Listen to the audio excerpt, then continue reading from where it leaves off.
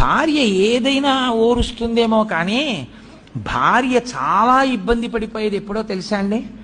భర్త ఇంట్లో నూనె కానీ నేతి గిన్నె కానీ వంపేస్తే, మజ్జిగ గిన్నె కానీ వంపేసిన పురుషుడు వంపేసినట్టు ఉండడు. ఏం చేస్తారంటే ఆవిడ ఏదో మజ్జిగ తాగండి అని అక్కడ పెడుతుంది, చిక్కటి మజ్జిగ తాగెళ్ళండి వేసవి కాలం రోహిణీ కార్తె అని. ఈయన ఏదో ఆలోచిస్తూ అక్కడి నుంచి ఆ ఉత్తరయం ఇలా విస్సాటంగా ఇలా ఏదో అంటాడు, అది తగిలి ఆ గ్లాసు కింద పడుతుంది. కింద పడగానే మజ్జిగంతా పడిపోతుంది. పోనీ ఊరుకుంటాడా చేతకాని వాడు? ఓ గుడ్డోటట్టుకొచ్చి భార్య వచ్చే లోపల తుడిచేద్దామని తుడుస్తుంటాడు.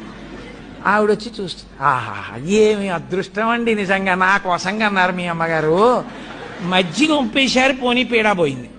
దాన్ని ఇల్లంతా రాసేస్తున్నారా?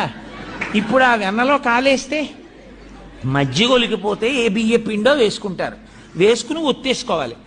నూనె ఒలికిపోయినా అంతే, నెయ్యి ఒలికిపోయినా అంతేకాని దాన్ని నేల నిండా రాస్తే ఓ నీటి చుక్క పడితే కాలు ఇక్కడ వేస్తే అక్కడికి వెళ్తాయి.